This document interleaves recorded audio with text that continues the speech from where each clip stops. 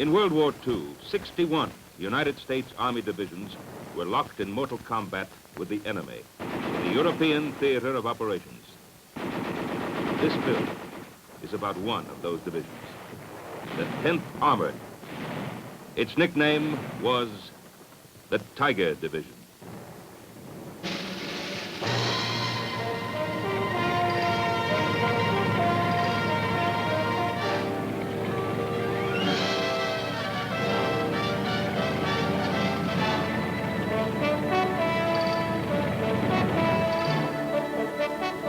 On the 16th of December, 1944, Hitler began his great drive to the port of Antwerp, the Ardennes offensive.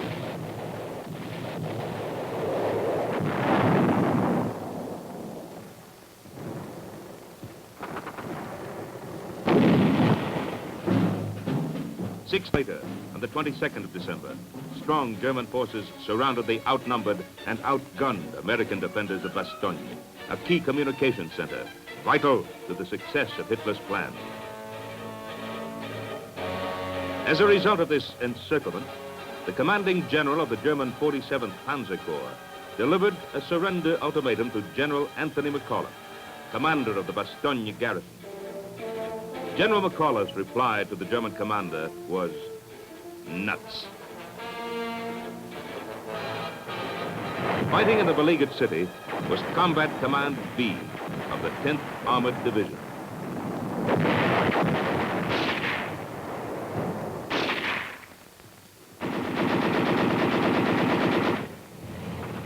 From the very beginning of the battle for Bastogne, heavy fog and bad flying weather prevented aerial resupply and fighter support. There was a shortage of surgical equipment and not enough blankets for the men suffering from wounds and shock.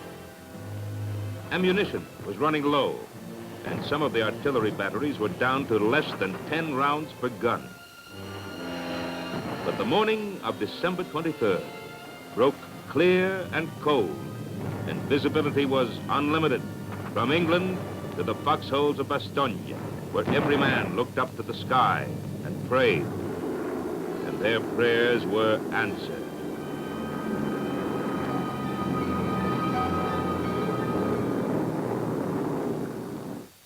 I'm William Lynn Roberts, Brigadier General, U.S. Army retired.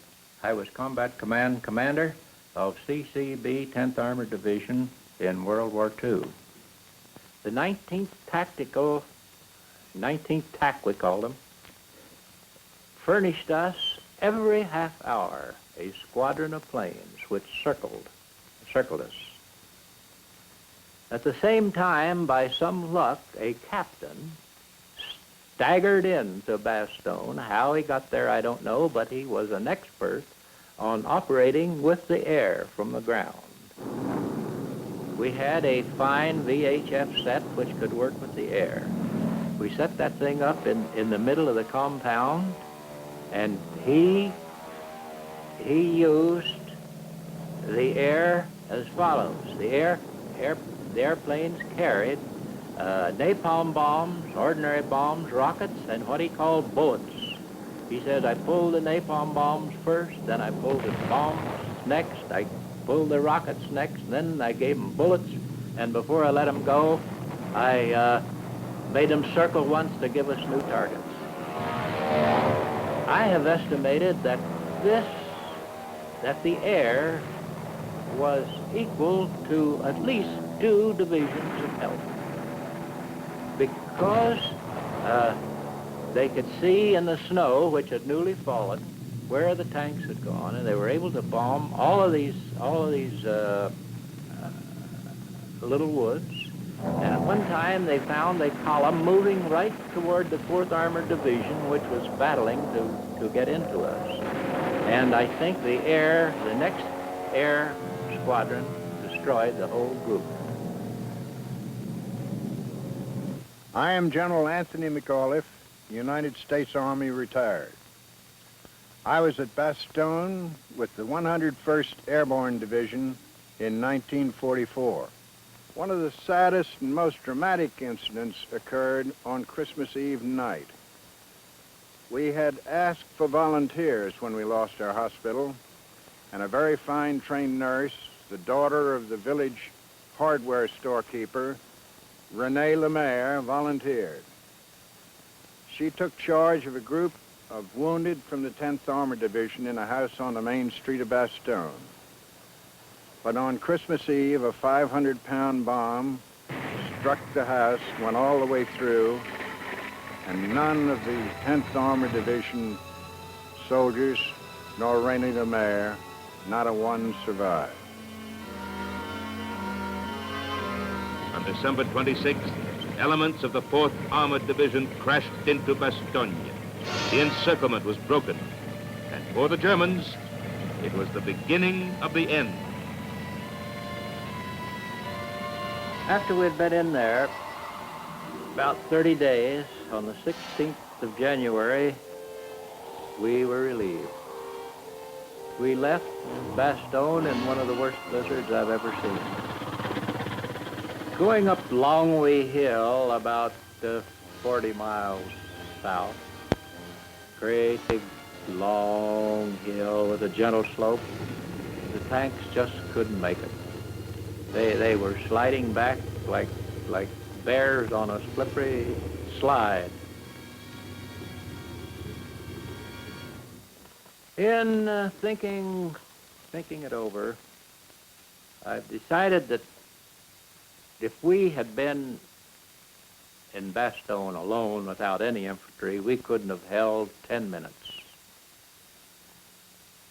The 101st Airborne, without the steel that my outfit afforded, could not have held. But the steel of my outfit and the blood and flesh of their outfit made a pretty tough combination. It's always seemed regrettable to me that Combat Command B of the 10th Armored Division didn't get the credit it deserved in the Battle of Bastogne. All of the newspaper and radio talk was about the paratroopers. Actually, the 10th Armored Division was in there a day before we were and had some very hard fighting before we ever got into it.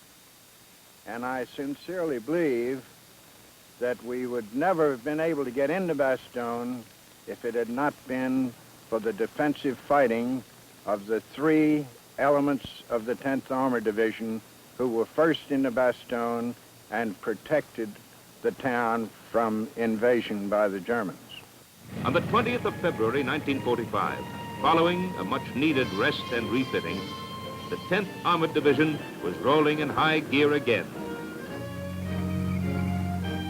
The mission this time was to clear the Saar-Moselle triangle and capture the city of Trier, an important supply and communication center, and one of the most heavily fortified areas in the world. This was the job General Patton had started in November of 1944, but left unfinished because of the Ardennes counteroffensive.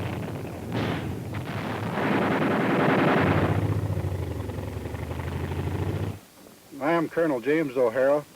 I commanded the 54th Armored Infantry Battalion of the 10th Armored Division. Our division was involved in action in the Saar-Moselle triangle on 2 different occasions. On the first occasion, I was not involved. On the second occasion, it was after the Battle of Bastogne. We were told to drive to Saarburg. As I recall, the 94th Division, which was an infantry division, cleared the way through the Siegfried line, and we followed and got into Saarburg with little incident. When we got up to the Saar River, our division headquarters moved into the town of Ale and planned a river crossing. For this river crossing, General Pyburn, who commanded CCA, was put in command. He was given all 3 of the Armored Infantry Battalions as his command and told to take them over the river in assault boats and seize the high ground on the other side. My name is John Devereaux. I was a company commander in the 10th Armored Division during World War II. I think the river crossing we did on the way to Trier was one of the things that I would least like to have to do again. We did it at night, and it's always more difficult to do something at night, and it's a lot more scary. We carried these assault boats for what seemed like about 5 miles through the woods. When we came out of the woods at the edge of the river, we had to go across a lot of open field and over some fences. While we were going through there, it was pitch dark, of course, and all of a sudden we walked into not only a minefield, but the whole place was booby-trapped. Just as the first mine or first booby trap went off, of course, they began to let us have it with mortar and artillery fire, and people screaming, medic. You didn't know whether you should put your foot down again in front of you for fear you were going to step on something, whether you should just stay right where you were, or what to do. It was about as scary a thing as I've ever been through.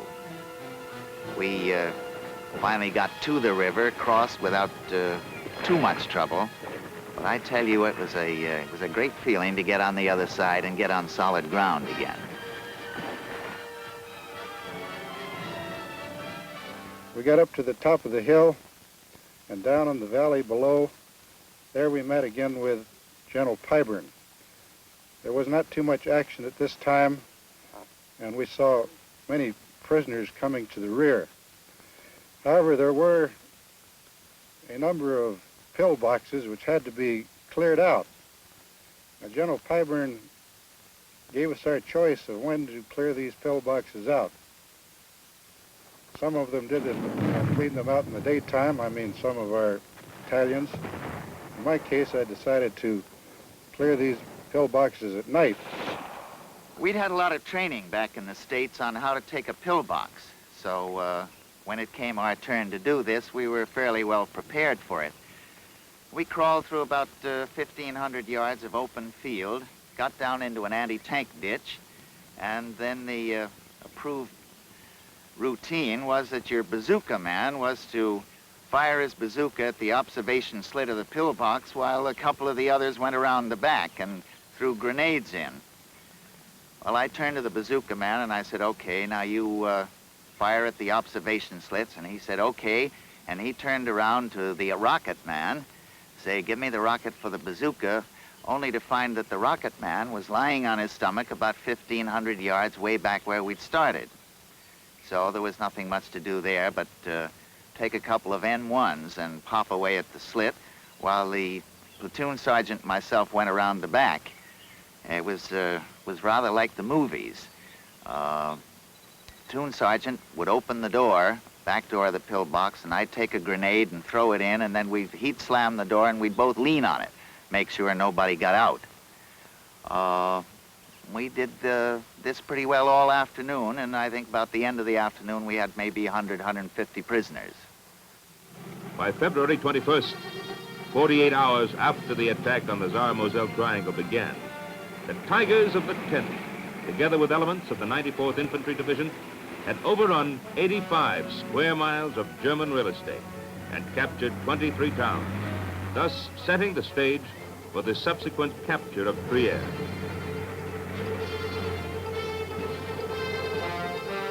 Well, the 10th Armored was then given the mission of taking the town of Trier.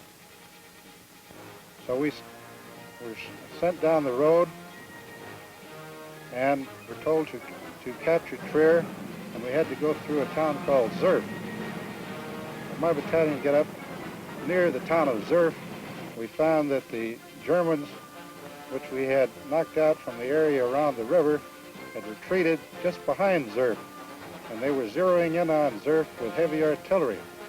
I had gone past Zerf in the morning and found that the town was boiling with artillery. Didn't see how anybody could live there. I moved on up to a battalion that had lost its whole headquarters. Some sick, some absent, one killed. And my executive and I took over this battalion. It was raining, it was dark, they were shelling. At the same time, General Patton was raising Cain with General Walker, the Corps commander, who was raising Cain with General Morris, the division commander, who was raising the devil with me to get into Trier. As I said, practically all the division was around Trier except my little force that was just being relieved at Zerf.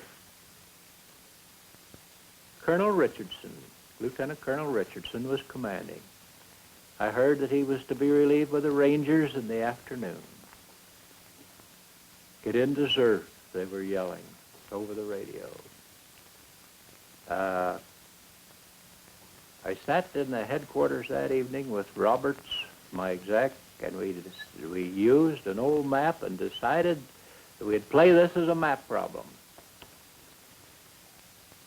We wanted to go around to the right, but we found out that it was dark, we didn't have guides, it was loaded with mines. We knew there's big minefields up there. We were afraid to do that.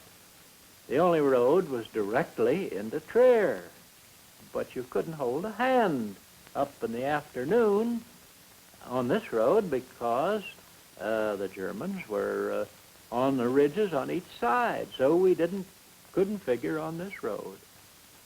But all at once it occurred to us that it was black and the Germans couldn't see anybody on the road, so we decided we'd send him down this road. Richardson got loose, came into the headquarters. We told him he's going in. He brought his young officers in, briefed them. I remember he told one outfit, I'll take the bridge to the right, you take the bridge to the left. It happened that we knew that these two bridges were still intact from airplane photographs that day. To make a long story short, Richardson got into town and his bridge blew up in front of his face. He hadn't heard a boom for the other bridge, so he rambled down in his tank to the other bridge, found out that it hadn't blown, that there was a little shooting from this end of the bridge, but it was sporadic and wasn't organized. He organized a platoon, sent it across the bridge. He had his tank and some other stuff fire on the other end of the bridge, and fortunately they got across. They captured the man the officer who was supposed to blow it. He directed them to 10 or 11 other officers who would have told on him if they'd got away. They were in the back of a cafe, so we got the whole group.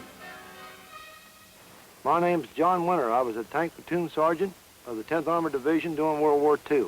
After Trier was taken, we shoved on to Wittlich, Germany. After taking Wittlich, we pulled back to Trier and was promised a rest. But my particular platoon and a platoon of infantry was given the mission of, on the opposite side of the mountain from Trier, to try to take a bridge intact. We started out under the cover of darkness. As we approached in this valley where the bridge was supposed to be, the Germans were set with 88s and infantry awaiting for us. That's where I lost my tank. When it was hit, it immediately burnt, and I bailed out the top of it, dived out the top, and run into a large dairy barn for cover. On the 16th of March, the entire division was pushing toward the Rhine. To get there, the Tigers dealt with endless enemy pillboxes, dragging teeth, roadblocks, and worst of all, about 100,000 well-trained German troops. I'm Colonel Curtis Hankins. I was a battalion commander of the 61st Armored Infantry Battalion in the 10th Armored Division. One event that I remember on the race to the Rhine concerns the destruction of a German supply column. This took place between Kaiserslautern and Frankenstein. With the aid of the Air Force, who had bottled up some German vehicles earlier in the day, we were able to destroy an entire German Army's supply train. This was recognized as one of the greatest concentrations of enemy equipment of the entire war. And General Patton came down to take a look at this and said it was the most fantastic destruction of an enemy column that he had seen during the entire war. The Tigers reached the Rhine Valley in a little over a week, capturing in their drive 8,000 prisoners and cutting off the escape route for more than 50,000 Germans. On the 28th of March, they crossed the Rhine at Worms for the final cleanup that was to take them clear to the Austrian Alps. 3 days later, after heavy fighting, the division rolled through the historic university city of Heidelberg. But the Tigers were getting tired. After 6 months of continuous, vicious fighting, the division was now 50% below strength, and the men were showing the inevitable signs of wear and tear. This was a dangerous situation. For although the Germans were definitely on the run, they still packed a murderous wallop.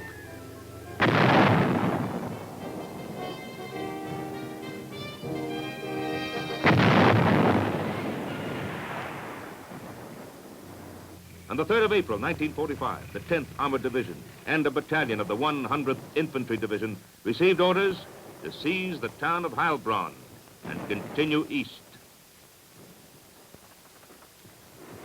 I am Lieutenant Colonel George Hamel. During World War II, I was a company commander in the 21st Tank Battalion, 10th Armored Division. The division had been ordered to seize the city of Heilbronn, a key communications center. And our battalion, Task Force Riley, had driven up to the very gates of Heilbronn, only to find that the bridges across the Neckar River were blown in our faces. The division was then ordered to attempt to cut off Heilbronn from the rear. Task Force Hankins crossed the Neckar River north of Heilbronn and made a wide sweep into Crailsheim. They ran into very little opposition.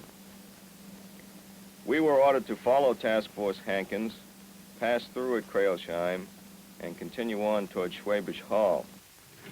We successfully passed through Crailsheim, went through the next large town called Ilshofen, and penetrated deeper into German territory when we came to some blown bridges and were completely stopped. By this time, the Germans had reacted to this penetration into their rear. The German reaction was violent. It was his greatest display of strength since the Ardennes offensive. By the 8th of April, Crailsheim had been cut off by the Germans. Supplies were running low for the Americans in the city, and it looked as though another Bastogne might be in the making. But the Air Force came through again. In the next 2 days, transports from the 9th Troop Carrier Command brought the necessary gasoline, rations, and ammunition to sustain the Tigers.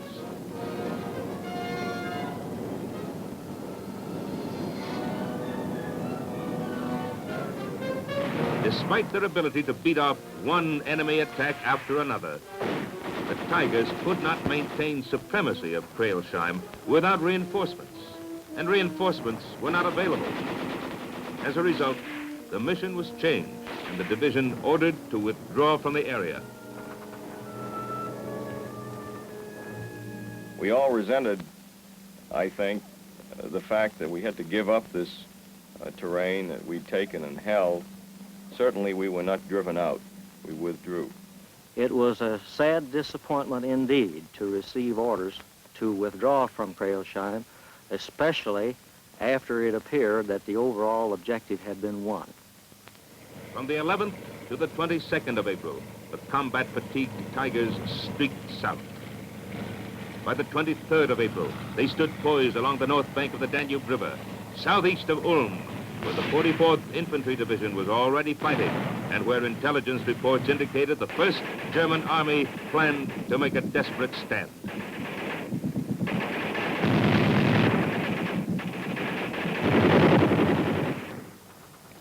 The city fell in a matter of a few hours.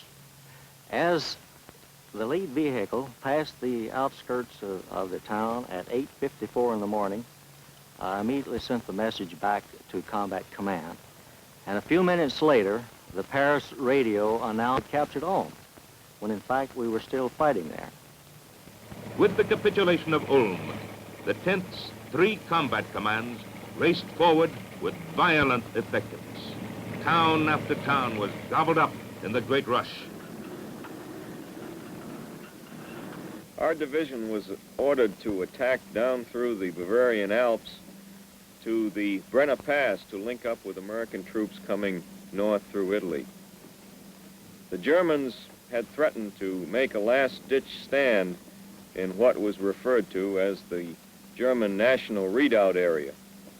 There had been a lot of talk about undercover activities by what the Germans referred to as werewolves.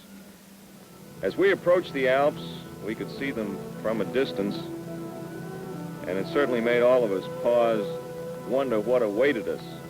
They were very beautiful, great snow-capped peaks, but for an armored unit, it was also rather forbidding. Actually, when we got into the Alps, we found very little resistance, and our battalion went down into Garmisch-Partenkirchen through the town of Murnau. Another column went down through Oberammergau. While clearing the roadblock at Oberammergau, the scene of the world-famous Passion Play, an International Red Cross representative came up to the other side of the roadblock. He had with him a German captain. They wanted to negotiate for the city of Garmisch-Partenkirchen, the scene of the 1936 Winter Olympics. They wanted us to agree not to shoot up the town. After considerable discussion, we agreed not to shoot unless the Germans fired at us first. When we arrived at the town, the International Red Cross representative escorted us through the town, and the Germans lived up to their bargain and didn't begin firing until we were well beyond the city. This ended the war for my task force, and I can't think of a better place to end it than Garmisch-Partenkirchen. I'm Colonel Thomas Chamberlain. During World War II, I commanded the 11th Tank Battalion of the 10th Armored Division. If the staff of the division had spent 2 years trying to pick out the best place to end the war, they could not have done as well as we actually did. There were big hotels on the lakes where the men could go swimming and boating. Of course, plenty of skiing and ice skating. In addition, there were horses available so that they could go horseback riding. It made a fine place to relax after the war. The war was over and won. The Tigers of the 10th had met and conquered the best of the enemy. They had covered 600 bitter, bloody miles from Cherbourg to the Brenner Pass, fighting almost every inch of the way. They had taken 56,000 prisoners and 600 cities and towns. Yes, the war was over and won. The fighting was finished and done.